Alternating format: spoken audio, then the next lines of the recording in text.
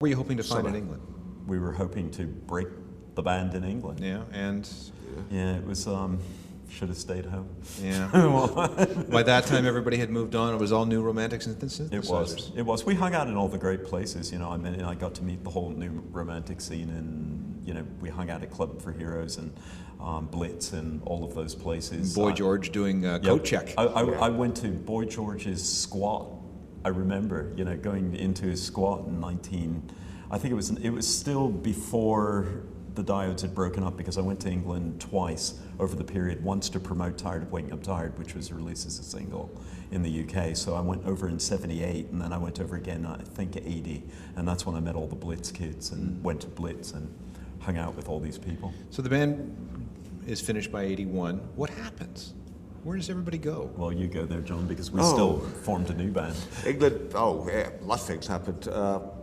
We were in England for about, 11 months or something at that point, the first time. Then we came back to Canada.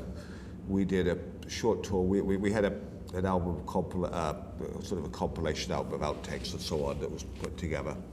It came out, so we returned to Canada. We played around Canada a lot, and at that point, the whole Canadian gig scene was just literally falling to pieces. This is before everything kind of pulled together again. Paul went back to England. They called me up. They sort of went, "You've got to come here." We thought we had a record deal with EMI, yeah. So it was, you know, EMI heard our demos, they loved us, they were going to put us in the studio. We went back, we did 3 studio sessions for EMI. It nearly made the light of day, but again, everything imploded. I think people left EMI. It was Dave Ambrose, who's the one who signed Pink Floyd and Duran Duran. He was crazy about our band. It was called High Noon, and it was about to all happen, and then I think Ambrose left, or somebody left EMI, and we just got dumped. Yeah, that happens a lot when the guy inside who's championing you all of a sudden is no longer there to be your champion. You fall off the radar. I mean, we nearly did it, but then so at that point, I think that High Noon imploded. John went off and he started a band with Ricky Gervais. Which one? For 2 years. I played in the band called the Passchendaels with Ricky for about 3 years. That was before, what was that other? Shona Dancing. Shona Dancing, that's right. Just after. That was just after. So, okay, this is news to me. You were in a band with Ricky Gervais. Yeah, about 3 years. That's, okay, Yeah. Cool. I'd say it's almost undocumented. I have the tapes.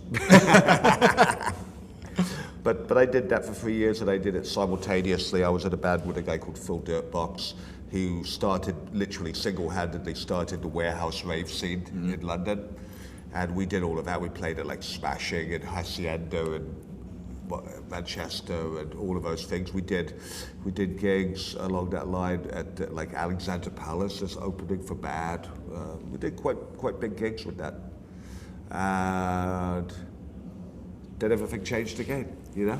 And then, you know, during that period, I formed a band with David Buckley from the Barracudas, because he was one of my really good friends, and he was an old friend of mine from art college. So he was over in England, the Barracudas had broken up, so David and I formed a band, and we again got very close. We were managed by Youth Martin, who then went on to produce Crowded House and The Verve and other things. We got, Youth helped. Killing Joke. And Killing Joke, of course. Well, that's the original one. And brilliant. And brilliant. So we were working with Youth, and we again did studio work and produced all sorts of things that everybody was trying to shop. Record companies were more and more difficult at that point. Couldn't shop it. I was asked to give one of our big songs to Yaz, and we didn't, which was stupid. I'm shooting myself in the foot for it, because she would have had a hit with it. We worked with Marius de Vries, who went on to produce Madonna. We went on, we had top people playing in the band, and couldn't make a go of it. A lot of almost shoulda, coulda, woulda. It's just, you know, what happens. Yeah. But, you know, we did it for years, and, you know, it's probably primed us to want to get back and do the Diodes again. All right, so let's talk about that. When did, there was a series of one-off gigs, or have been a series of one-off gigs. Were they all with the original members, or were there? Yeah. They were, okay. Yeah. So when did those original reunions begin? I think that the first one was when Sony decided to finally release us on CD, because previously we'd only been released on vinyl. So Sony decided to release a double CD of our first 2 albums, and they put us on the Mike Bollard show. They booked us onto Mike Bollard. So we came over from England with the original lineup of the band. John and I reunited with Ian Mackay and John Hamilton and Michael Angel, who was also in the second version of the Diodes. And all of us went and did 2 songs for Mike Bollard. One was aired, it was Tired Waking Up Tired, it was aired live. And then we didn't see each other until 2007. This was about 2000. In 2007, North by Northeast said, would you like to open for Iggy Pop? And we said, yeah, that's worth getting together. You know, Iggy's always been a hero of mine and John's. And so we came to, basically, we agreed to do a date at Dundas Square in 2007 and a date at Sneaky D's. And then Iggy pulled out, so we ended up headlining the Dundas Square date, which was great, you know, great for us. But, you know, it would have been great to have done this Iggy show, but we've got another one coming up with the Dolls, so that's great. That's true, yeah. So now this is not a one-off situation. This is going to be a series of gigs. I think we have an ongoing... We have an ongoing thing now. I think that there's a lot of interest in the band. We've got a documentary screening on Wednesday, or Thursday rather, at North by Northeast, which is called Circa 1977, The Diodes. It's a documentary made or directed by Aldo Erdick, and that's going to have its first screening. Liz Worth's book, Treat Me Like Dirt, has really rekindled an interest in the band and the Toronto scene. And as you were saying before, there have been so many books written on the British punk scene and the New York punk scene.